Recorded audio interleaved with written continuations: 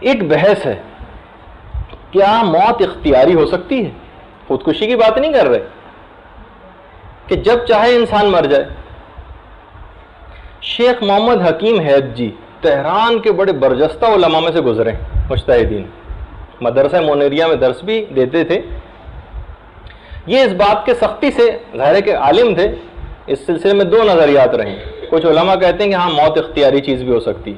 شیخ محمد حکیم حیت جی جو خود مجتہدی لیول کے تھے، وہ اس نظریے کے خلاف تھے، منکر تھے اس نظریے، کہتے تھے نہیں، میرے پاس اس نظریے کے رد کے لیے دلائل موجود ہیں۔ نماز عشاء کی تعقیبات کے بعد جو ہے وہ بیٹھے ہوئے تھے کہ ایک دیہاتی ان سے ملنے کے لیے آیا، کہا کہ کیا آپ موت اختیاری کے قائل ہیں؟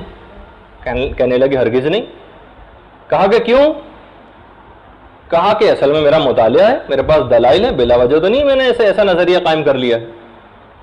کہا کہ کیا آپ واقعی قبول نہیں کرتے کہ یہ چیز اختیاری ہو سکتی ہے؟ کہا ہرگز قبول نہیں کر سکتا۔ دیہاتی نے پاؤں قبلے کی طرف پھیلائے، اِنَّ لِلَّهِ وَإِنَّا إِلَيْهِ رَاجِعُونَ کہا اور انتقال کر گیا۔ آیت اللہ حیت جی جو تھے سخت پریشان ہو گئے، سب دینی اور جو مدرسے کے طالب علم تھے سارے کے سارے جمع ہو گئے، ہر لحاظ سے اطمینان کر کے دیکھ لیا وہ بوڑھا واقعی انتقال کر چکا تھا۔ اب ان کے بھی سمجھ میں نہیں آ رہا کسی کو کیا جواب دیں گے کہ کون ان کے چلتا ہوا ایک شخص آیا، کس طریقے سے آ کر یہاں آ کر مر گیا۔ خیر بہرحال اب ہوا یہ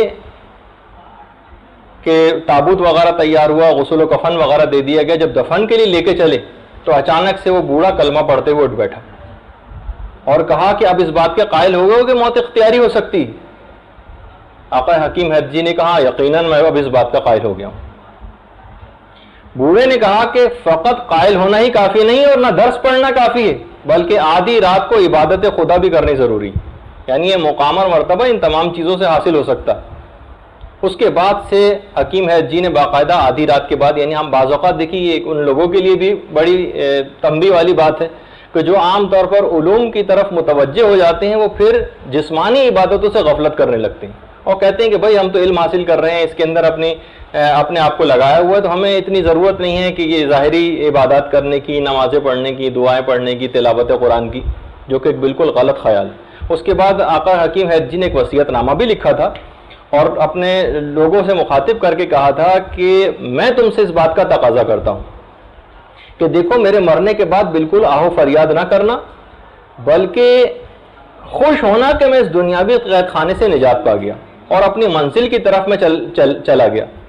اگر تم پھر بھی غمگین ہو تو تم بھی یہ بات یاد رکھ لو کہ تم بھی جلدی شاگردوں نے حجرہ کھول کے دیکھا تو قبلہ رخ لیٹے ہوئے تھے اور رحلت کر چکے تھے۔ شیخ عبدالکریم حائری، شیخ عبدالکریم حائری ہمارے ان بڑے علماء میں سے ہیں کہ جنہوں نے باقاعدہ یہ جو حوزہ علم قوم ہے نا، یہ شیخ عبدالکریم حائری نے خود قائم کیا تھا۔ شیخ عبدالکریم حائری، ان کے جو والد تھے، یہ بھی بڑی حیران کن آپ کو بات لگے گی کہ اتنے ایسے پروفیشن کے جو ہمارے دماغ میں تصور ہوتا ہے، ان کے والد ایک قصائی تھے شیخ عبدالکریم حائری کی، جنہوں نے حوزہ علم قوم کی باقاعدہ بنیاد رکھی۔ ان کے یہاں کوئی اولاد نہیں ہوتی تھی، ان کی بیوی بھی بوڑھی ہو چکی تھی، یہ خود بھی بوڑھے ہو گئے تھے۔ انہوں نے اپنی بیوی کی ہی اجازت سے عارضی نکاح کیا تھا طلب اولاد کے لیے، اور پھر کبھی اپنی اس زوجہ سے ملاقات کے لیے جاتے تھے تو اس زوجہ نے اس بات کو چھپایا ہوا تھا کہ اس کی کوئی چھوٹی بیٹی بھی ہے۔ جب یہ گھر میں آتے تھے تو وہ اس کو باہر بھیج دیا کرتی تھی۔ ایک دفعہ انہوں نے گھر سے باہر نکلتے ہوئے دیکھ لیا اور معلوم چلا کہ یہ اس عورت کی بیٹی ہے جو باہر سردی میں کھڑی ہوئی ٹھٹر رہی تھی۔ فوراً اسی وقت روتے ہوئے واپس آئے، اس عورت کو مدت بخشی اور اس کے بعد گھر آ کر خوب روئے کہ پروردگارہ، میں نے تیری طرف سے نگاہ ہٹا کر مخلوق کی طرف نگاہ کی تھی اور میری اس وجہ سے ایک ننھی بچی کو سردی کی شدت میں ٹھٹرنا پڑا۔ میں تجھی سے لو لگاتا ہوں، تو ہی کوئی اس سلسلے میں حل اولاد کے سلسلے میں میری پیدا کر دے۔ پروردگار عالم نے ان کے اس تقوی اور پرہیزگاری کے نتیجے میں ان کی بوڑھی بیوی سے ہی شیخ عبدالکریم حائری پیدا ہوئے، اور اس کے بعد وہ شخص اتنا بڑا ایک مرجع بنا کہ جس نے باقاعدہ حوزہ علم قوم کی بنیاد رکھی۔ اچھا، اب آپ یہ خود یہ دیکھ لیں کہ یہ ایک قصائی کی معرفت تھی. ہمارے دماغ میں تو یہاں کے جو قصائی ہوتے ہیں وہ ہیں، لیکن جو دیندار معاشرے کا جو اگر کوئی شخص ہے تو دیکھیے اس نے کتنے بڑے مقام کو حاصل کیا.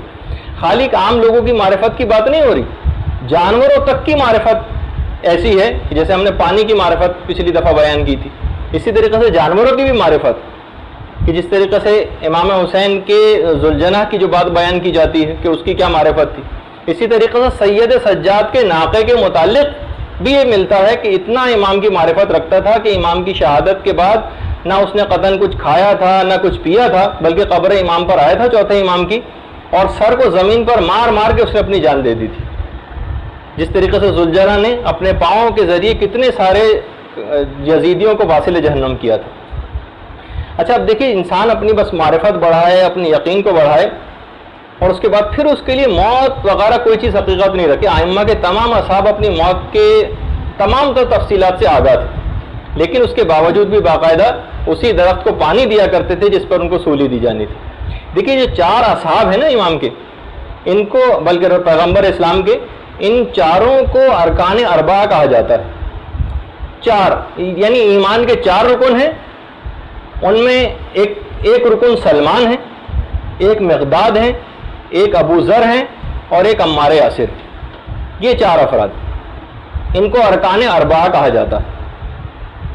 5ویں امام یہ بات بیان فرماتے ہیں اپنے ایک صحابی سے کہ اگر تم کسی ایسے شخص کو دیکھنا چاہتے ہو جسے نہ کبھی شک ہوا ہو اور نہ کوئی خلل واقع ہوا ہو تو تمہیں چاہیے کہ تم مقداد کو دیکھ لو. مقداد کی شخصیت ایک ایسی شخصیت تھی جسے کبھی نہ کبھی کوئی شک ہوا نہ کبھی کوئی خلل واقع ہوا باقاعدہ. اچھا اب دیکھیے ان چاروں ارکان اربعہ نے ایک خاص انداز سے بھی وفات پائی. حضرت ابو ذر 32 ہجری کے اندر انتقال کر گئے، مقداد 33 ہجری کے اندر انتقال کیا ہے، سلمان فارسی نے 36 ہجری میں انتقال کیا، اور عمار یاسر تو 37 ہجری کے اندر جنگ صفین میں لڑتے ہوئے شہید ہوئے تھے. مقداد جو تھے ان کی ایک بیٹی تھی، کریمہ اس کا نام تھا. مقداد کے ایک بیٹے کا نام معبد بھی تھا. اب اسے زمانے کی ستمگاری کہیں یا کیا کہیں کہ مقداد کا اپنا بیٹا خراب نکل گیا، ناخلف ہو گیا.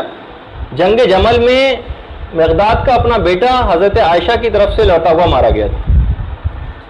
مولا جب گزر رہے تھے لاشوں کے پاس سے جنگ جمل میں کے بعد، تو مولا جب معبد کے لاشے کے پاس پہنچے تو اس کو دیکھ کر کہا کہ اگر خدا اس کے باپ کے اوپر رحمت نازل کرے، آج اگر اس کا باپ زندہ ہوتا تو اس کی رائے اپنے بیٹے کی رائے سے بہت مختلف ہوتی.